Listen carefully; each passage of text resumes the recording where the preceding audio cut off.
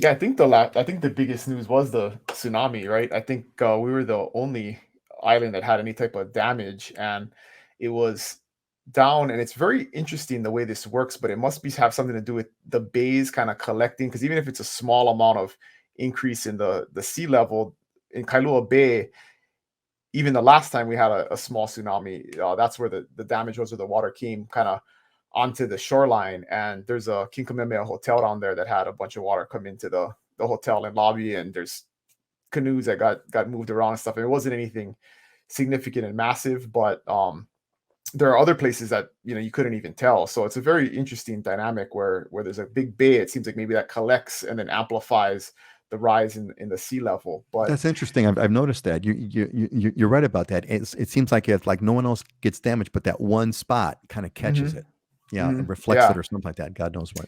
And that's something that people gotta understand about tsunamis too, right? When they're concerned about them, is tsunamis are probably one of the better natural disasters because you get a lot of lead time and warning time. And even if you don't get the electronic warnings, if you're visually by the ocean, the sea's gonna recede before it comes back up, right? So it's not like some massive 50-foot wave just shows up out of nowhere. There's a precursor to a tsunami. And so on the Big Island, luckily, we're such a young island that it's so steep that you can go really like 100 feet offshore and you're going to be at 10, 12 feet of elevation. And so our tsunami inundation zones are very small on the Big Island. It's not something that unless you're right on the shoreline, it's not always something that you have to worry about. And so it's not always a big, it's not as big of a concern here. And even if we did have a bad one, the reason that we had so much damage in Hilo is that's a lower lying town, and the inundation zone is larger, but that's a kind of a unique area on the island. Most of the island is very steep, and you can go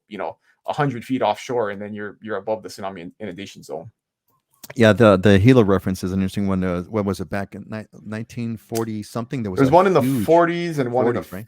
I think early 60s. Yeah, yeah. And is that the reason why there's now like that breakwater out of Hilo Bay? That's the purpose of that sort of became the purpose of that, to break that up in some way, shape, or No, form. the breakwater wouldn't necessarily prevent the tsunami. The breakwater was for the just for the harbor, so you Oh, have a just to place give to a bring protect. ships in. But again, because Ah, it's not a tsunami is not like the movies. It's not like this huge breaking wave, right? A tsunami right. is a raise. It's a rise. It's a sudden rise in the sea It's a tidal level. wave.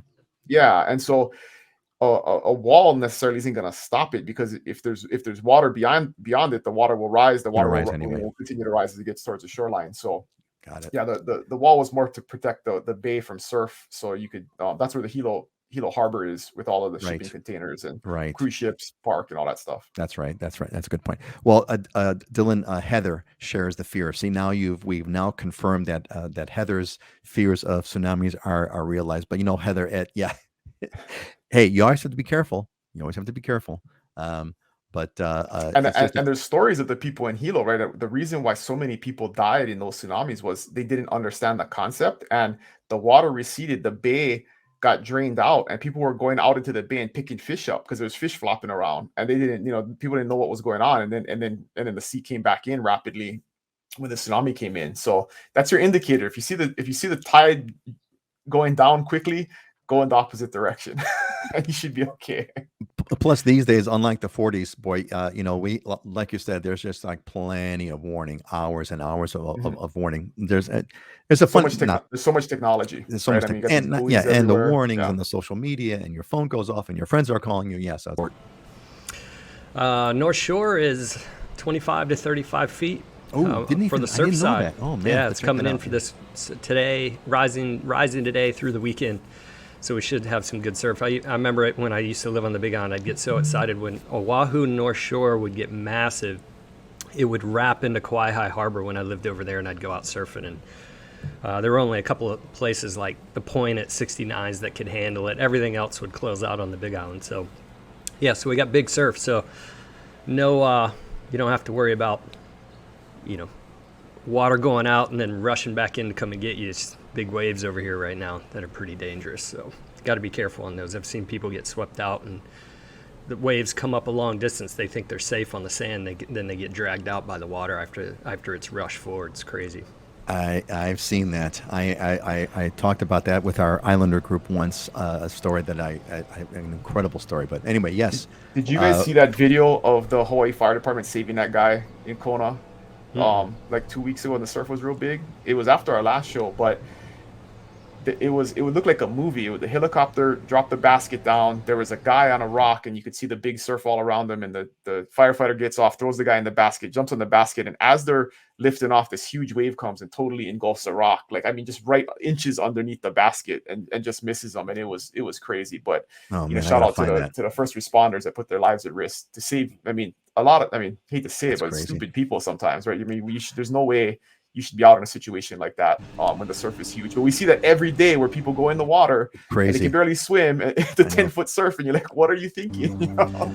Yeah, a lot of these people don't understand the power of the ocean, so they don't respect it. They don't know how to. You know, they don't understand what's going to happen. And then, I mean, and I've even gotten pounded. I stood on a rock for a picture one time on just kind of goofing around, and this one rogue wave came out of nowhere and just pounded me, and I ended up smashed all over the lava rock with good old cuts everywhere. Yeah, that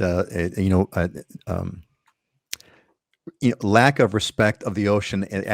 Do not respect the ocean at your own risk. I don't know how that doesn't come out right, but boy, you don't respect the ocean. You are taking a big. There's all to this day. And I go surfing, try to do it twice a week. To this day, when I get out of the water, like I go to Makapu Beach all the time. When I get out of the water, I always get out of the water walking backwards, always, and that's just Well, a baby white whale was spotted off of Sugar Beach on Maui, and this is very, very rare. So I thought that was kind of cool. There's some video footage of it online if you want to look at it. But the person who filmed the whale named it Betty White because it was sighted on what would have been Betty White's, the actress's, 100th birthday. So if you've been waiting for the white whale, it's here. Wow, that's big news. White whale spotted off Maui, and that is like classic Hawaiian news, right? It makes the headlines. It's a big deal.